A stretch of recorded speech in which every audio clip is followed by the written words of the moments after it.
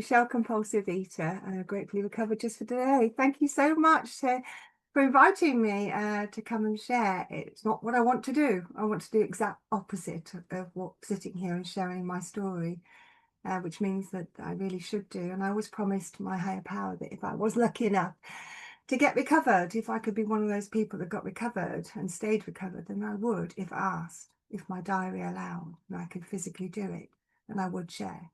So that's the only reason I'm here. And funnily enough, one of the spiritual principles of step 8, and is it step 8 or is it tradition? Yeah, step 8 is willingness. You know, I must be willing. So here I am, unwilling, but here, and I'm grateful for that. So how do I qualify, first of all? So, you know, my top weight, and I have got a little photo here. I was 21 stone 3. See if I can get it to do it. Hang on, guys. Because a lot of you won't realise that I was probably that size, but you could, you know, visually, it's really important to see that there is a difference. Sorry. You can see by the sour face on the right side. That was me last week before I went and bought some new work clothes. I started a new job. So I was trying them on and asking my God squad, will this do? That's why I was looking so miserable, because it's the worst thing ever that I had to do is to go and buy new clothes and try them on. So I went with my God squad. So you can see the difference. And I definitely wore my disease at 21 stone 3. You know, it didn't matter how much delicacy I tried to portray. I couldn't. Everybody could see that I was a compulsive eater. And you know, bodily wise, there were so many things going on. My hips were really, I mean, shot to bits. I had to have a hip replacement before I was 50 and I had to pay for that because I couldn't walk. I'd worn it down to a frazzle on one side. My knees could barely hold my weight. My feet, my ankles, my goodness, you know, when you're asking your body to carry another person around, you know, I've lost a person. And to carry a person around, you know, if you asked me to do that today, I'd think you were bonkers. Of course, I'm not going to carry a person around. I can't do it for, you know, a moment, never mind anything else. But I gladly did it for decades. My shoulders, my back, I'd popped out 3 of my discs, which was delightful. And I had uncontrollable asthma, literally uncontrollable, you know, because it was trying, one person's medication was trying to cope with 2 people. Obviously my liver was enlarged, my heart was enlarged, because they're working really hard all the time and they just couldn't keep up. And my kidneys were also packing up. I had to start water tablets, diuretics, because I had water fluid in my legs which got infected. It gave me cellulitis. So basically I absolutely buggered my body up, without a doubt. And even my feet were swollen, you know, a bit like a boat. I had to rock on my feet because I couldn't walk, because they were so swollen with edema. So yeah, that was my ability. I mean, my ability is really poor, as you can imagine. I had special needs son. I have a special needs son. I couldn't run after him. No way, I could barely walk, never mind run after him. And he was quick on his feet, I can tell you. But even that wasn't enough to persuade me to try and lose weight. I had difficulty keeping clean. When you're that big, for me, I had difficulty keeping clean, wiping myself after going to the toilet. You had lots of folds that got quite sore and infected, especially in hot weather. And when I walked, you know, delightful chub rub, you know, that used to make my hips bleed as I walked. It was that bad. And I'm quite ashamed of it now, but that's my truth. It's not pretty. My disease has never been pretty. And I couldn't fit in anywhere. I couldn't fit in chairs and I couldn't fit in my car. I had to change my car because I could no longer get in it with ease. And the chairs, they had to be all risk assessed. What were they made of? Did it have handles? If it had sides, then it was a no-no, because I'd had the unfortunate and very humiliating experience of getting stuck in a chair in a restaurant and not being able to tease myself out of it. Yeah, what was it made of? How old was it? Was it rusty with a joint? You know, all of those risk assessments had to be made before I dare sit on any chair. And mentally, I mean, I was really unhappy. That's my truth. I was really unhappy. I was really lonely because we isolate. Mine is this disease of isolation.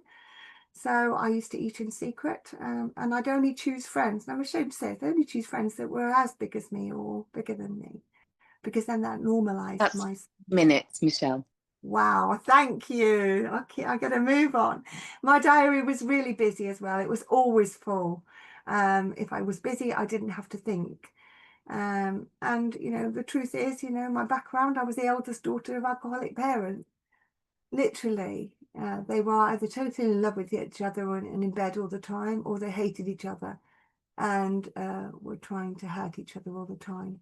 There was no happy medium. It felt like a domestic war zone. My sister remembers me grabbing her by the hand and hiding behind the sofa with her and covering her ears and reading her story, do some colouring, just singing, whatever we needed to. I don't remember any of that. And I suppose your mind is kind to prevent you from remembering some of that. But she remembers it really well. And we must have been really frightened. Our home was unpredictable, so we didn't have friends home. We couldn't. It wasn't an option because we didn't know whether things would be okay. And very often they weren't. Dad was a big man, very strong man, a loud, opinionated, quite an aggressive man. My mum was cold and unfeeling, but bodily perfect. Never carried a pound on her body. She watched what she ate at all times, and she watched what I ate at all times. So I soon learned that secret eating was the way forward, which you know, obviously really helped me along the line of being a compulsive eater. Some of the things I tried then, a bit of a list here, excuse the scrappy bit of paper, but I mean, most of us have probably tried the high street weigh and pays, yeah. The fluids only diet, did that, the swoop diet, the calorie counting. I was an absolute expert on calorie counting. And then I soon realized that if I was going to eat, then I had to over exercise as well, because that would, you know, weigh it out a little bit. It was constantly like a seesaw. Magnets. Anybody tried magnets on wrists, on necks, on ankles? Yeah, I did those. And charms. That was a good one. I spent a fortune on charms because they would help, wouldn't they? Only they didn't help me at all. I bought those short shoes, you know, the trainers that had a rounded bottom, so you could, you know, literally burn your calories as you walked. I mean, you looked a right Burke when you walked, I can tell you, but they didn't have any effect at all either on me. Tablets from the chemist that disturbed my intestines. That was particularly unpleasant. Gave those a whirl for a little while and they didn't help. And the worst thing, of course, was the rubber bodysuit I remember buying from a newspaper cutout all those years ago. It was made of rubber. And if you could get it on, you did well. But the idea was that you'd sweat the fat off. I mean, that only lasted about 20 minutes, I think, because I went purple in the face and it really didn't go very well at all.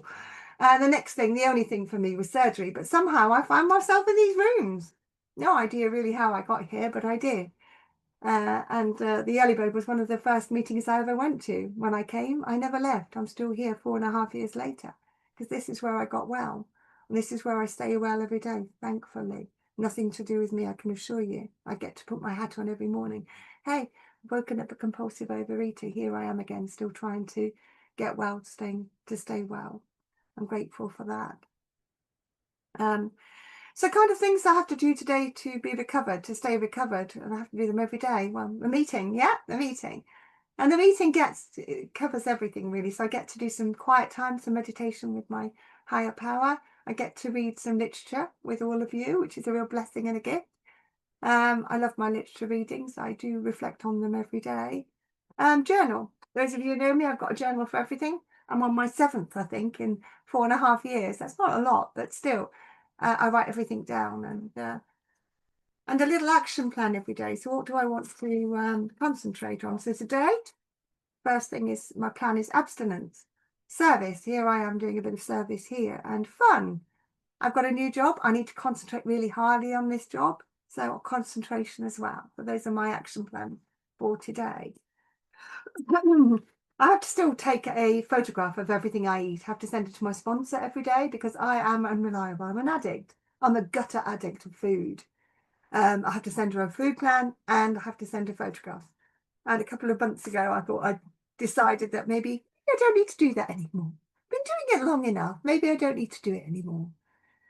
And she was very kind and she gave me the look. Are you sure? I said, I think so. I took it to my HP as she recommended that I do. And the answer was, I mean, he had a laugh, obviously, and then said, no way, Michelle. No way. This is keeping you well. It's kept you well for 4.5 years. And I can be so dishonest with my food. So I have to be very careful if I'm committed to send my food plan 10 minutes, and my photograph. Thank you, darling. Thank you. Then the chances are that I'll remain well and abstinent today. Without that tool, I think I'd be scuppered, without a doubt. The first person I speak to in the morning is my higher power, and the last person I speak to at night is my higher power. And in between, when I first started coming to the program, I had to send little reminders on my phone, on my little dodgy phone, to remember to check in. And now it's the most natural thing. So anything that makes me smile or makes me gasp out of fear, I know I need to turn to higher power. And I'm holding my little God reminder in my hand today. So yes, writing, let me go back to that. How am I feeling? I have to check in every day how I'm feeling, because feelings weren't welcome in my family. Now, how am I feeling? Am I anxious? Am I in fear? Am I happy? Am I sad? What do I need help with today? What's my plan, and what did I do well yesterday? What can I do well today? And meditation, I'm really pants at meditation. My head is off to the races as soon as you say the word, but I have forgiven myself for that. There are lots of ways to get close to my higher power. So I exercise some of those through going for a walk with my higher power, with my little dog Barbara. Music is a great one as well. And I go to a meeting that concentrates on gratitude and meditation, and that really does help me to reset to default, and that's really important to go back. And I have a most wonderful God Squad.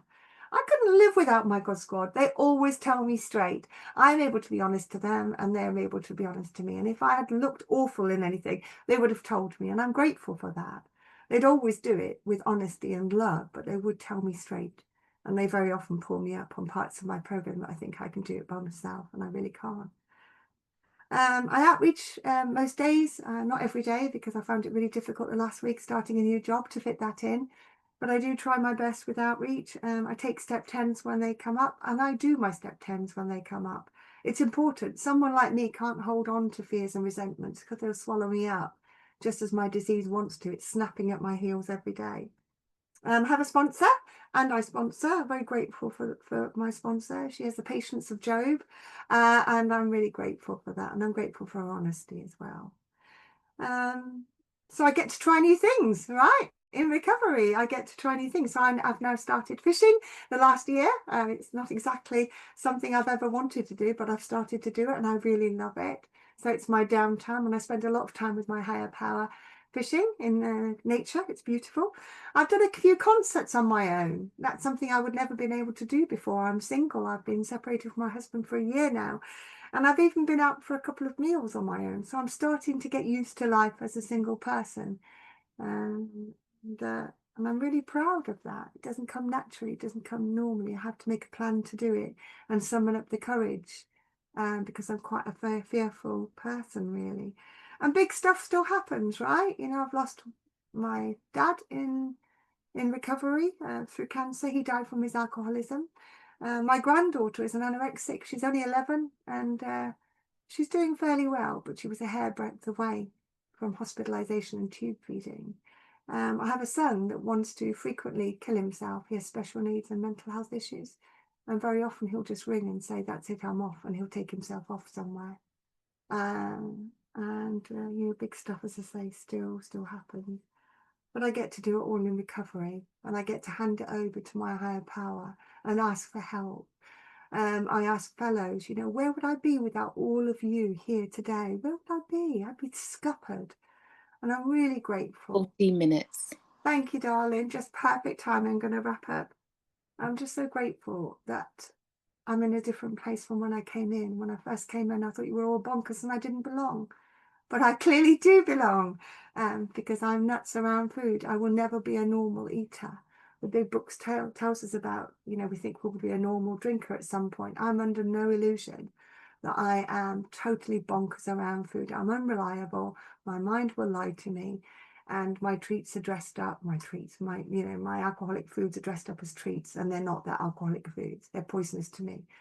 And I keep my program very simple. Go to a meeting, Michelle, reach out, do what it says in the big book, lean on your sponsor, ask her for direction, and lean on HP. Keep it simple. and I will continue to log on. You notice that the early bird log on is recovery. I'll continue to log on for recovery every day, because as I say, this is where I got well, and this is where I owe my life to. So thank you for hearing me.